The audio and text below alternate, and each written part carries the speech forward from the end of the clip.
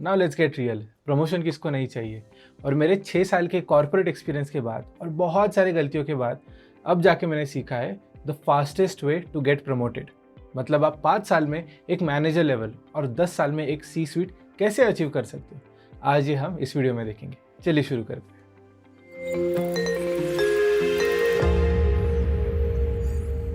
तो आज के डिस्कशन को 3 पार्ट्स में डिवाइड करते हैं। पार्ट 1 रहेगा एज अ फ्रेशर आप जब कॉर्पोरेट में जाते हो आपको किन चीज़ों पे ध्यान रखना चाहिए, सैलरी एक्सपेक्टेशंस क्या होने चाहिए, आप इस रोल में कैसे प्रिपेयर कर सकते हो for a long sustainable career है। ये पहला फोकस रहेगा।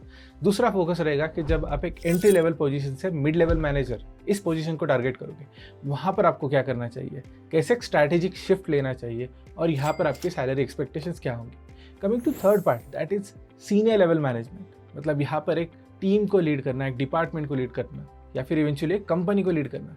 यहाँ पर आप कैसे प्रिपेयर कर सकते हो और यहाँ पर क्या एक्सपेक्टेशंस रख सकते हो। स्टार्ट करते हैं नंबर 1 से, that is experience as a fresher.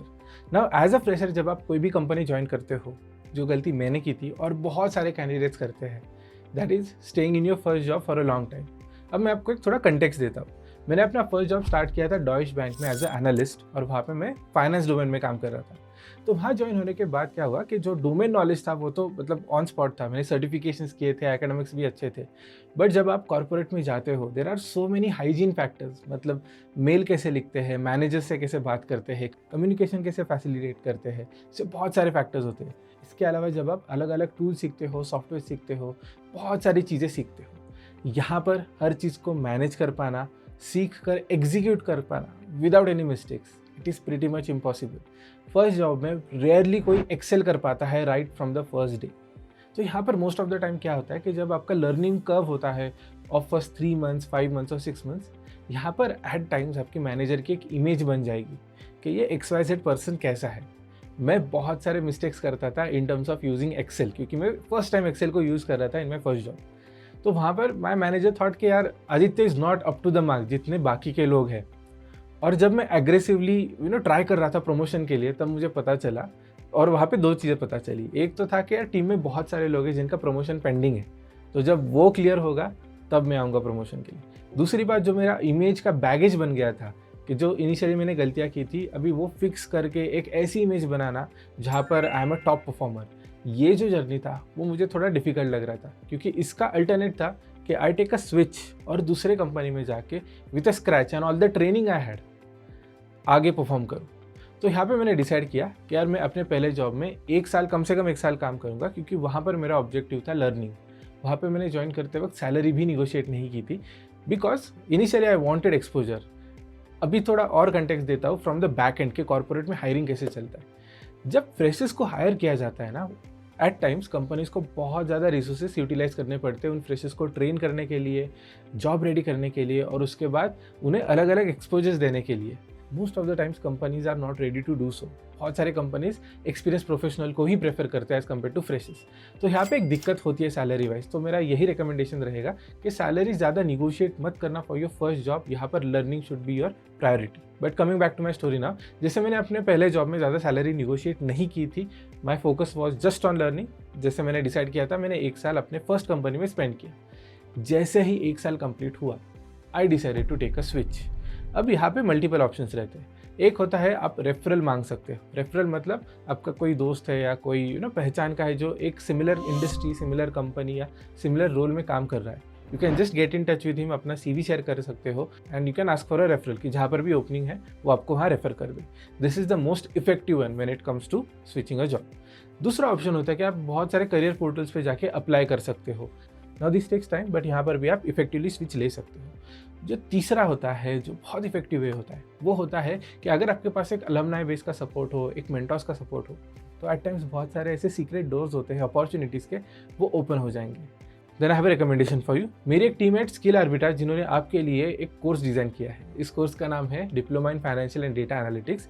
ये एक 6 मंथ लॉन्ग डिप्लोमा कोर्स है। यहाँ पर आपको हर हफ्ते बस 6 से 8 घंटे कंट्रीब्यूट करने हैं। आपको यहाँ पर सारे टॉप एंड टूल सिखाए जाएंगे, फाइनेंस के फंडामेंटल सिखाए जाएंगे, टेक्निकल पार्ट ऑफ इट, मतलब जो भी इन डिमांड टूल्स है, चाहे वो पावर BI हो, टैब्ल्यू हो, इवन अल्ट्रिक्स हो, पाइथन हो, ऐसे टूल सिखाए जाएंगे। And after completion of this course आपकी एक एग्जाम ली जाएगी। If you pass the exam you will get a certificate. Along with this certificate हमारे डेडिकेटेड मेंटर्स है, दे विल मेक श्योर कि आपकी प्लेसमेंट मेंटरशिप प्रोसेस स्टार्ट हो जाए। Placement mentorship में दे विल मेक श्योर कि आपके मॉक इंटरव्यूज़ हो रहे हैं, आपका CV ड्राफ्ट हो रहा है और आपको ऐसे अपॉर्चुनिटीज़ मिल रहे हैं जो कि काफ़ी रेयर होते हैं, शायद ही किसी टॉप एंड प्रोफेशनल को मिलते हैं। इसके साथ हमारी एक डेडिकेटेड प्लेसमेंट असिस्टेंस टीम है which will make sure that you land your dream job. So if you someone who's interested in this course, मैंने इस कोर्स की लिंक डिस्क्रिप्शन में मेंशन कर दी है, do check it out. But coming back to the video ना, जहाँ पर हम बात कर रहे थे टेकिंग अ स्विच। जैसे मैंने डिसाइड किया था 1 साल के बाद मैंने स्विच के लिए अप्लाई किया। One of my friend who was working in FIS, ये फॉर्च्यून 500 IT कंपनी है और यहाँ पर बिजनेस एनालिस्ट इस पोजीशन के लिए हायरिंग चालू थी। जैसे मैंने अप्लाई किया, माई CV गॉट शॉर्ट लिस्टेड। अभी CV कैसे बनाते हैं, क्या उसके इंपॉर्टेंट पॉइंट्स होते हैं, वो आप आई बटन पे क्लिक करके देख सकते हो। जैसे मैं शॉर्टलिस्ट हो गया था, आई गॉट एन इंटरव्यू। 2 घंटे वो इंटरव्यू चला और उसके बाद सैलरी निगोशिएशन स्टार्ट हुई।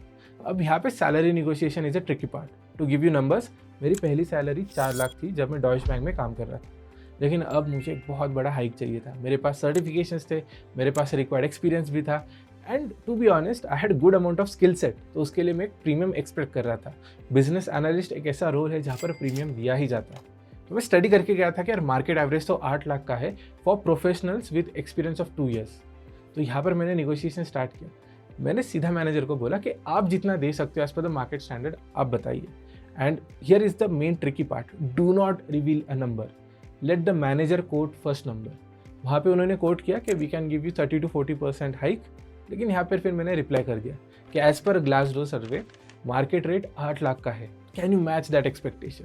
और जैसे ही निगोशिएशन आगे चल रहा था एंड फॉर मल्टीपल डेज, मतलब इंटरव्यू राउंड के बाद हमारे 2-3 राउंड्स हुए, तो हर निगोशिएशन के दौरान मैं पैरेलली बाकी के भी इंटरव्यूज़ दे रहा था और उसी दौरान मैंने एक दूसरा जॉब ऑफर भी क्रैक कर लिया था। तो उसे लेवरेज करते हुए मैंने यहाँ पर एक फाइनल काउंटर दे दिया कि pay me 8 lakh rupees or else I have another offer. Now they were able to match it और यहाँ पे मैंने अचीव कर ली थी एक premium salary with just 15 months of experience. 1 साल पुराने कंपनी में और 3 महीने लगे स्विच लेने के लिए, तो वहाँ पर मैं नोटिस पीरियड सर्व कर रहा था। इफेक्टिवली 15 मंथ में मैंने पहले स्विच ले लिया from an analyst role to senior business analyst role. Now यहाँ पर सीनियर बिजनेस एनालिस्ट रोल में मैं आपको एक इंटरेस्टिंग स्टोरी बताता हूँ।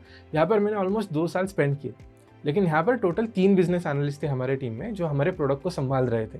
और यहाँ पर क्या हुआ कि 2 साल के बाद मैं MBA के लिए चला गया। 2 साल के बाद मेरे और एक सीनियर थे, वो भी एक दूसरे कंपनी में शिफ्ट हो गए। सो जो थर्ड बिजनेस एनालिस्ट एक प्रोफेशनल थी जिसके पास काफ़ी एक्सपीरियंस था, she was also planning to take a switch, लेकिन ऐसे हो गया कि टीम में किसी के पास एक्सपीरियंस ही नहीं था, सारे फ्रेशर BA हो जाएंगे। So company retained her with a promotion. तो एट टाइम्स ऐसे भी होता है कि अगर आप बस रुकते हो उस रोल में, एक्सपीरियंस लेते हो और बाकी के लोग चले जाते हैं, एज एन अपॉर्चुनिटी आपको प्रमोशन मिल जाता है। सेकेंड थिंग, अभी आप इफेक्टिवली प्रमोशन चाहते हो, here is what you need to do. आपका जो +1 रोल है, अगर आप सीनियर बिजनेस एनालिस्ट और मैनेजर रोल के लिए टारगेट कर रहे हो, all you have to do is जो भी रिस्पॉन्सिबिलिटी मैनेजर परफॉर्म कर रहे हैं उसे आप धीरे धीरे अडाप्ट करो। Don't wait for the promotion से पहले ही वो रोल एग्जीक्यूट करो। So it becomes very easy for the senior management to see your value, और उस वैल्यू को देखते हुए वो आसानी से, जो भी उनका स्टिपुलेटेड टाइम होता है, बहुत सारे MNCs में 18 मंथ का रिक्वायरमेंट होता है कि जैसे 18 मंथ कंप्लीट हो जाएंगे आपको प्रमोट कर दिया जाएगा। सो स्टे पेशेंट, जो भी एडिशनल रिस्पॉन्सिबिलिटी है मैनेजर की वो ले लीजिए, you will automatically become eligible for promotion at next level. अब मैनेजर से सीनियर लेवल तक अगर हम बात करें तो यहाँ पर 2 इंपॉर्टेंट चीज़ें आपको नोट करनी पड़ेंगी। जैसे आप मिड से सीनियर लेवल जाते हो, यहाँ पर आपका क्वालिफिकेशन और प्रोफाइल मैटर करता है कि आपका ओवरऑल एक्सपीरियंस क्या है, आपकी बैकग्राउंड क्या है, एंड एट टाइम्स आपका एजुकेशनल बैकग्राउंड भी देखा जाता है। अगर आप IIT, IIM ऐसे कॉलेजेस से हो तो थोड़ा सा बायस होता है इन terms of getting you promoted, लेकिन यहाँ पर सबसे ज़्यादा या सबसे बड़ा रोल प्ले करता है आपका work experience, that is for sure. Secondly, जब आप सीनियर लेवल पे जा रहे हो, वहाँ पर क्या आपके पास कोई USP है, मतलब आप एक कंपनी से दूसरे कंपनी में स्विच लेते वक्त क्या आपके पास प्रोडक्ट मैनेजमेंट का एक्सपीरियंस है, प्रोजेक्ट मैनेजमेंट का एक्सपीरियंस है, या कोई सीनियर लेवल एक्सपीरियंस है जहाँ पर आपने प्रोजेक्ट शिफ्ट किया है पुणे से मुंबई, इंडिया के बाहर माइग्रेट किया है। ऐसे कुछ तो USP चाहिए if you are targeting a fast track growth. अगर आप फास्ट ट्रैक ग्रोथ टारगेट नहीं कर रहे हो, देन थ्रू द रैंक्स आप एडिशनल रिस्पॉन्सिबिलिटी लेते लेते इन 10 to 12 ईयर्स C-suite टारगेट कर सकते हो in a mid to large size firm.